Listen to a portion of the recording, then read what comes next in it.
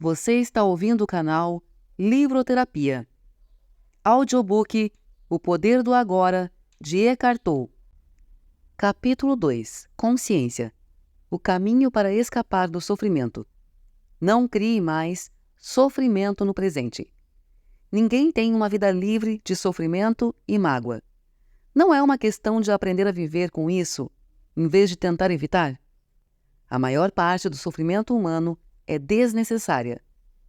Ele se forma sozinho, enquanto a mente superficial governa nossa vida.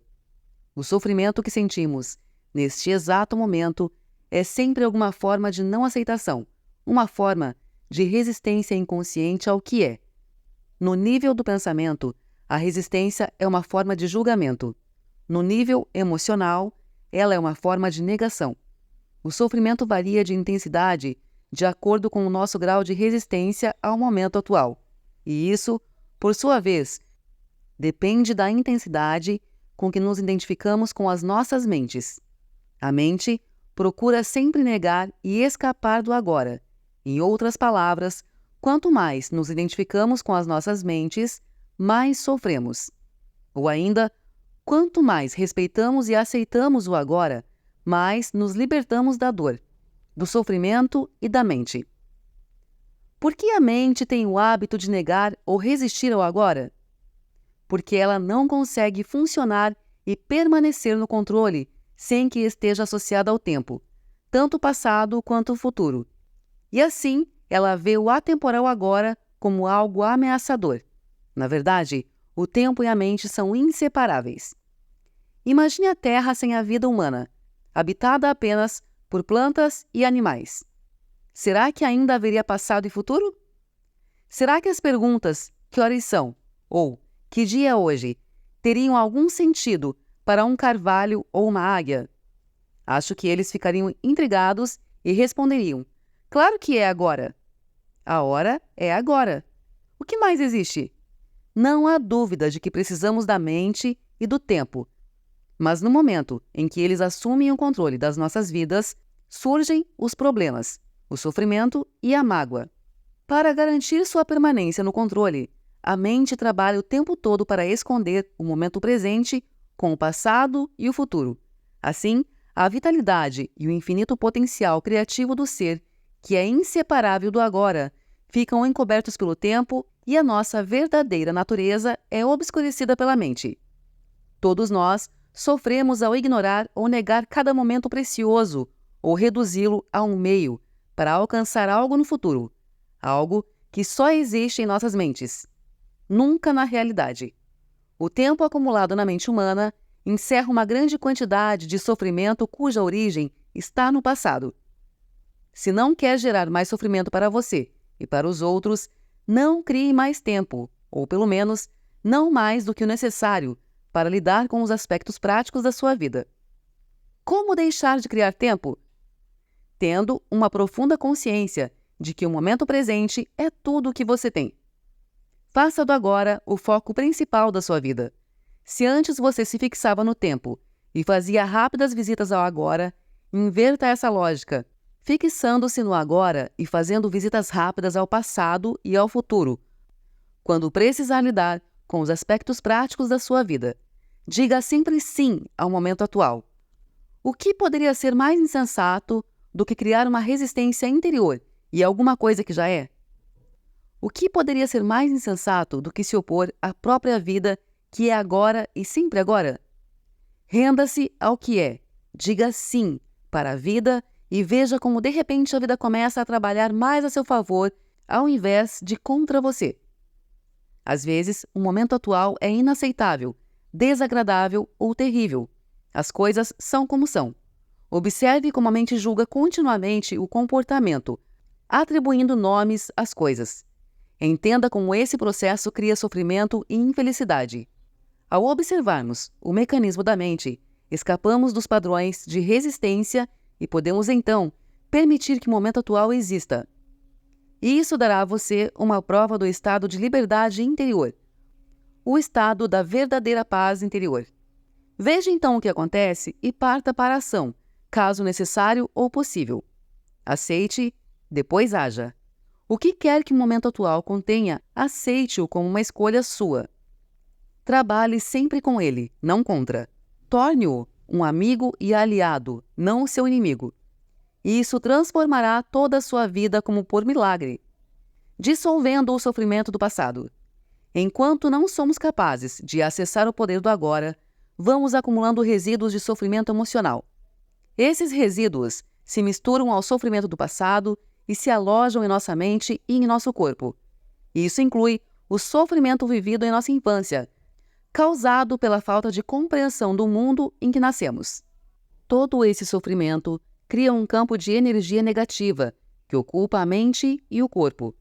Se olharmos para ele como uma entidade invisível, com características próprias, estaremos chegando bem perto da verdade. É o sofrimento emocional do corpo. Apresenta-se sob duas modalidades, inativo e ativo. O sofrimento pode ficar inativo 90% do tempo ou 100% ativado em alguém profundamente infeliz.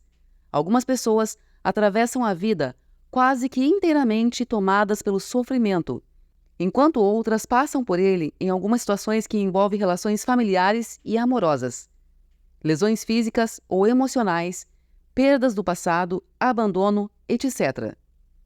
Qualquer coisa pode ativá-lo, especialmente se encontrar ressonância em um padrão de sofrimento do passado.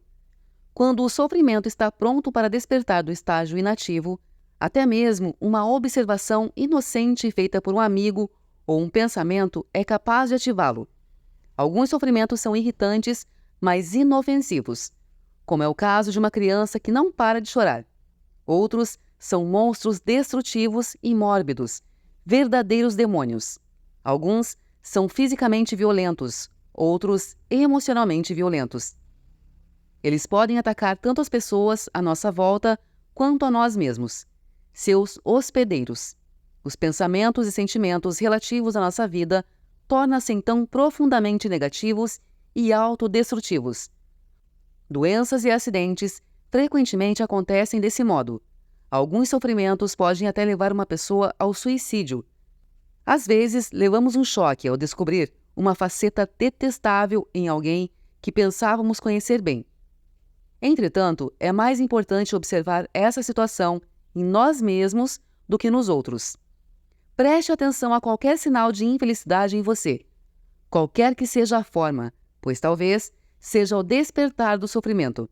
Ele pode até se manifestar como uma irritação, um sinal de impaciência, um ar sombrio, um desejo de ferir, sentimentos de raiva, ira, depressão ou uma necessidade de criar algum tipo de problema em seus relacionamentos. Agarre o sinal no momento em que ele despertar do seu estado inativo. O sofrimento deseja sobreviver, mas para isso precisa conseguir que nos identifiquemos inconscientemente com ele. Portanto, quando o sofrimento toma conta de nós, cria uma situação em nossas vidas que reflete a própria frequência de energia da qual ele se alimenta. Sofrimento só se alimenta de sofrimento. Não consegue se alimentar de alegria. Acha indigesta. Quando o sofrimento nos domina, faz com que desejamos ter mais sofrimento. Passamos a ser vítimas. Queremos infligir sofrimento, ou senti-lo, ou ambos. Na verdade, não há muita diferença entre os dois. É claro que não temos consciência disso e afirmamos que não queremos sofrer. Mas preste bem atenção e verá que o seu pensamento e o seu comportamento estão programados para continuar com o sofrimento, tanto para você quanto para os outros. Se você estivesse consciente disso, o padrão iria se desfazer, porque desejar mais sofrimento é uma insanidade, e ninguém é insano conscientemente. O sofrimento, a sombra escura projetada pelo ego, tem medo da luz da nossa consciência, teme ser descoberto. Sobrevive graças à nossa identificação inconsciente com ele, assim como ao medo inconsciente de enfrentarmos o sofrimento que vive dentro de nós. Mas se não enfrentamos, se não direcionamos a luz da nossa consciência para o sofrimento, seremos forçados a revivê-lo. O sofrimento pode nos parecer um monstro perigoso, mas eu lhe garanto que se trata de um fantasma frágil. Ele não pode prevalecer sobre o poder da nossa presença. Alguns ensinamentos espirituais dizem que todo sofrimento é, em última análise, uma ilusão, e isso é verdade. A questão é se isso é uma verdade para você. Acreditar simplesmente não transforma nada em verdade. Você quer sofrer para o resto da vida e permanecer dizendo que é uma ilusão? Será que essa atitude livra você do sofrimento? O que nos interessa aqui é o que podemos fazer para vivenciar essa verdade, ou seja, torná-la real em nossas vidas. Portanto, o sofrimento não quer que nós o observemos diretamente e vejamos o que ele realmente é. No momento em que o observamos, sentimos seu campo energético dentro de nós e desfazemos nossa identificação com ele. Surge uma nova dimensão da consciência. Chamo a isso presença. Passamos a ser testemunhas ou observadores do sofrimento. Isso significa que ele não pode mais nos usar, fingindo ser nosso eu interior. Então, não temos mais como realimentá-lo. Aqui está a nossa mais profunda força interior. Acabamos de acessar o poder do agora. O que acontece ao sofrimento quando nos tornamos conscientes o bastante para romper a nossa identificação com ele? A inconsciência cria o sofrimento. A consciência transforma o sofrimento nela mesma. São Paulo expressa esse princípio universal de uma forma linda ao dizer: tudo é revelado ao ser exposto à luz, e o que for exposto à própria luz se torna luz. Assim, como não se pode lutar contra a escuridão, não se pode lutar contra o sofrimento. Tentar fazer isso poderia gerar um conflito interior e um sofrimento adicional. Observar o sofrimento já é o bastante. Observá-lo implica aceitá-lo como parte do que existe naquele momento. O sofrimento consiste na energia vital aprisionada que se desprendeu do campo energético total e se fez temporariamente autônoma através de um processo artificial de identificação com a mente. Ela se volta para dentro de si mesma e se torna algo contrário à vida, como um animal tentando comer o próprio rabo. Por que você acha que a nossa civilização se tornou tão autodestrutiva? Acontece que as forças destrutivas da vida ainda são energia vital. Mesmo quando começamos a deixar de nos identificar e nos tornamos observadores, o sofrimento ainda continua a agir por um tempo e vai tentar fazer com que voltemos a nos identificar com ele. Embora não esteja mais recebendo a energia originada da nossa identificação com ele, o sofrimento ainda tem uma força, como uma roda gigante que continua a girar, mesmo quando deixa de receber o impulso. Nesse estágio, o sofrimento pode até ocasionar dores em diversas partes do corpo, mas elas não vão durar. Esteja presente, fique consciente, vigie o seu espaço interior. Você vai precisar estar presente e alerta para ser capaz de observar o sofrimento de um modo direto e sentir a energia que emana dele. Agindo assim, o sofrimento não terá força para controlar o seu pensamento. No momento em que seu pensamento se alinha com o campo energético do sofrimento, você está se identificando com ele de novo, alimentando-o com os seus pensamentos. Por exemplo, se a raiva é a vibração de energia que predomina no sofrimento e você alimenta esse sentimento, insistindo em pensar no que alguém fez para prejudicá-lo ou no que você vai fazer em relação a essa pessoa, é porque você já não está mais consciente e o sofrimento se tornou você. Onde existe raiva, existe sempre um sofrimento oculto. Quando você começar a entrar em um padrão mental negativo e a pensar como a sua vida é horrorosa, isso quer dizer que o pensamento se alinhou com o sofrimento e que você se tornou inconsciente e vulnerável a um ataque do sofrimento. Utilizo a palavra inconsciência no presente, contexto para expressar uma identificação com um padrão mental ou emocional. Isso implica a ausência completa do observador. Manter-se em um estado de alerta consciente destrói a ligação entre o sofrimento e o mecanismo do pensamento e aciona o processo de transformação.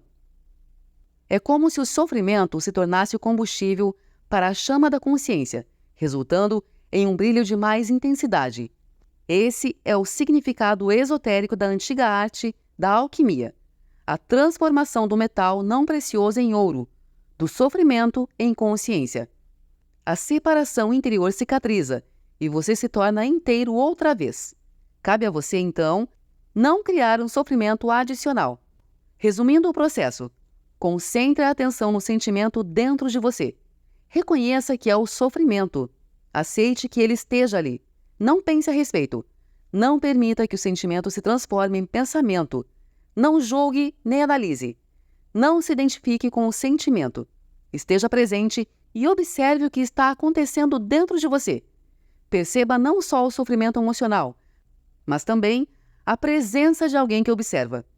O observador silencioso. Esse é o poder do agora, o poder da sua própria presença consciente. Veja então o que acontece. Em inúmeras mulheres, o sofrimento manifesta-se em particular no período anterior ao fluxo menstrual. Mais adiante, comentarei as razões pelas quais isso acontece. No momento, o importante é que você seja capaz de estar alerta e presente quando o sofrimento aparecer e de observar o sentimento em vez de se deixar dominar por ele. Essas atitudes proporcionam uma oportunidade para a mais poderosa das práticas espirituais e tornam possível uma rápida transformação de todo o passado. A identificação do ego com o sofrimento. O processo que acabei de descrever é extremamente poderoso, embora simples. Poderia ser ensinado a uma criança, e tenho a esperança de que um dia será uma das primeiras coisas a serem aprendidas na escola. Uma vez entendido o princípio básico do que significa estar presente, observando o que acontece dentro de nós, e entendemos isso quando passamos pela experiência, teremos à nossa disposição a mais poderosa ferramenta de transformação. Não nego que podemos encontrar uma forte resistência interna, tentando nos impedir de pôr fim à identificação com o sofrimento. Isso acontecerá particularmente se tivermos vivido intimamente identificados com o sofrimento emocional durante a maior parte da vida, e se tivermos investido nele uma grande parte ou mesmo todo o nosso sentido de eu interior. Isso significa que construímos um eu interior infeliz por conta do nosso sofrimento e acreditamos que somos essa ficção fabricada pela mente. Nesse caso, nosso medo inconsciente de perder a identidade vai criar uma forte resistência a qualquer forma de não identificação. Em outras palavras, você preferiria viver com o sofrimento, ser o sofrimento, a saltar para o desconhecido, correndo o risco de perder o seu infeliz, mas familiar eu interior. Se esse é o seu caso, observe a resistência dentro de você. Observe o seu apego ao sofrimento. Esteja mais alerta. Observe como é estranho ter prazer em ser infeliz. Observe a compulsão de falar ou pensar a esse respeito. A resistência deixará de existir se você torná-la consciente. Poderá, então, dar atenção ao sofrimento, estar presente como testemunha e iniciar a transformação. Só você pode fazer isso. Ninguém pode fazer por você. Mas, caso tenha bastante sorte para encontrar alguém intensamente consciente, se puder estar com essa pessoa e juntar-se a ela no estado de presença, isso poderá ser de grande utilidade, acelerando o processo. Se isso acontecer, a sua própria luz, logo, brilhará mais forte. Quando colocamos um pedaço de lenha, que tenha começado a queimar há pouco tempo, perto de outro que está queimando vigorosamente, e depois separamos os dois novamente, o primeiro tronco passará a queimar com uma intensidade muito maior. Afinal de contas, é o mesmo fogo. Ser um fogo dessa natureza é uma das funções de um mestre espiritual. Alguns terapeutas estão aptos a preencher essa função, desde que tenham alcançado um ponto além do nível de consciência e sejam capazes de criar e sustentar um estado de presença intensa e consciente enquanto estiverem trabalhando com você. A origem do medo. Você mencionou o medo como uma parte do nosso sofrimento emocional latente. Por que há tanto medo na vida das pessoas? Uma certa dose de medo não é saudável? Se eu não tivesse medo do fogo, poderia colocar minha mão dentro dele e me queimar. A razão pela qual não colocamos a mão no fogo não é o medo, e sim a certeza de que vamos nos queimar. Não é preciso ter medo para evitar um perigo desnecessário. Basta um mínimo de inteligência e bom senso. Nessas questões práticas, é muito útil aplicarmos as lições do passado. Mas se alguém nos ameaça com fogo ou com violência física, talvez experimentemos uma sensação como medo. É uma reação instintiva ao perigo. sem relação com a doença psicológica do medo de que estamos tratando aqui. A doença psicológica do medo não está presa a qualquer perigo imediato, concreto e verdadeiro. Manifesta-se de várias formas, tais como agitação, preocupação, ansiedade, nervosismo, tensão, pavor, fobia e etc. Esse tipo de medo psicológico é sempre de alguma coisa que poderá acontecer, não de alguma coisa que está acontecendo neste momento. Você está aqui e agora, ao passo que a sua mente está no futuro. Essa situação cria um espaço de angústia. E caso estejamos identificados com as nossas mentes e tivermos perdido o contato com o poder e a simplicidade do agora, essa angústia será nossa companhia constante. Podemos sempre lidar com uma situação no momento em que ela se apresenta, mas não podemos lidar com algo que é apenas uma projeção mental. Não podemos lidar com o futuro. Além do mais, enquanto estivermos identificados com a mente, o ego negará as nossas vidas, como mencionei anteriormente. Por conta da sua natureza ilusória e apesar dos elaborados mecanismos de defesa, o ego é muito vulnerável e inseguro e vê a si mesmo sob constante ameaça. Esse é o caso aqui, mesmo que o ego seja muito confiante em sua forma externa. Agora, lembre-se de que uma emoção é a reação do corpo à mente. Que mensagem o corpo está recebendo permanentemente do ego? O falso eu interior construído pela mente? Perigo, estou sob ameaça. E qual é a emoção gerada por essa mensagem permanente? Medo, é claro. O medo parece ter várias causas. Tememos perder, falhar, nos machucar, mas em última análise, todos os medos se resumem em um só: o medo que o ego tem da morte e da destruição. Para o ego, a morte está bem ali na esquina. No estado de identificação com a mente, o medo da morte afeta cada aspecto da nossa vida. Por exemplo, mesmo uma coisa aparentemente trivial ou normal, como a necessidade de estar certo em um argumento e demonstrar a outra pessoa que ela está errada, defendendo a posição mental com a qual nos identificamos, acontece por causa do medo da morte. Se estivermos identificados com uma atitude mental e descobrirmos que estamos errados, nosso sentido de eu interior baseado na mente corre um sério risco de destruição. Portanto, assim como o ego, você não pode errar. Errar é morrer. Muitas guerras foram travadas por causa disso, e inúmeros relacionamentos foram destruídos. Uma vez que não estejamos mais identificados com a mente, não faz a menor diferença para o nosso eu interior estarmos certos ou errados.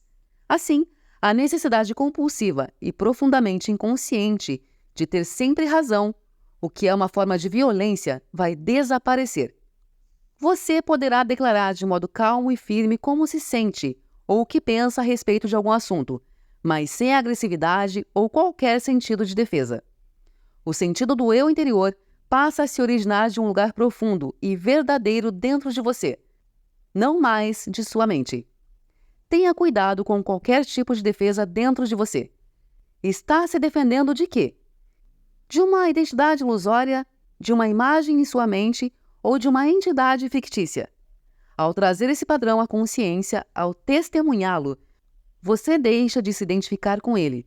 Sob a luz da sua consciência, o padrão de inconsciência irá se dissolver rapidamente. Esse é o fim de todos os argumentos e jogos de poder, tão prejudiciais aos relacionamentos. O poder sobre os outros é a fraqueza disfarçada de força. O verdadeiro poder é interior e está à sua disposição agora. O medo será uma companhia constante para qualquer pessoa que esteja identificada com a mente e, portanto, desconectada do seu verdadeiro poder, o eu profundo enraizado no ser.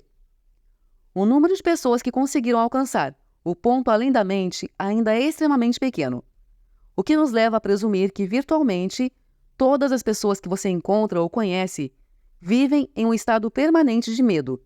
Só o que varia é a intensidade.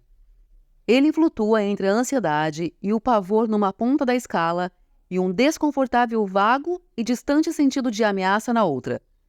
Muitas pessoas só tomam consciência disso quando o medo assume uma das suas formas mais agudas. A busca do ego pela plenitude. Um outro aspecto do sofrimento emocional é uma profunda sensação de falta, de incompletude, de não se sentir inteiro. Em algumas pessoas, isso é consciente, em outras não. Quando está consciente, a pessoa tem uma sensação inquietante de que não é respeitada ou boa o bastante. Na forma inconsciente, essa sensação se manifesta indiretamente, com um anseio, uma necessidade ou uma carência intensa. Em ambos os casos, as pessoas podem acabar buscando compulsivamente uma forma de gratificar o ego e preencher o buraco que sentem por dentro. Assim, empenham-se em possuir propriedades, dinheiro, sucesso, poder, reconhecimento ou um relacionamento especial para se sentirem melhor e mais completas. Porém, mesmo quando conseguem todas essas coisas, percebem que o buraco ainda está ali e não tem fundo. As pessoas veem, então, que estão realmente em apuros, porque não podem mais se enganar. Na verdade, elas continuam tentando agir como antes, mas isso se torna cada vez mais difícil. Enquanto o ego dirige a nossa vida, não conseguimos nos sentir à vontade, em paz ou completos, exceto por breves períodos, quando acabamos de ter um desejo satisfeito. O ego precisa de alimento e proteção o tempo todo.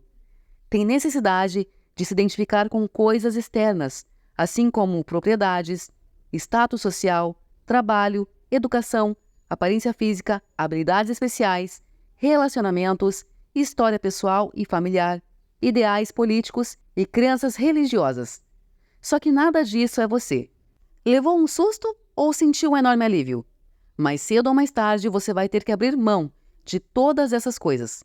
Pode ser difícil de acreditar, e eu não estou aqui pedindo a você que acredite que a sua identidade não está em nenhuma dessas coisas. Você vai conhecer por si mesmo a verdade. Lá no fim, quando sentir a morte se aproximar. Morte significa um despojar-se de tudo o que não é você. O segredo da vida é morrer antes que você morra e descobrir que não existe morte.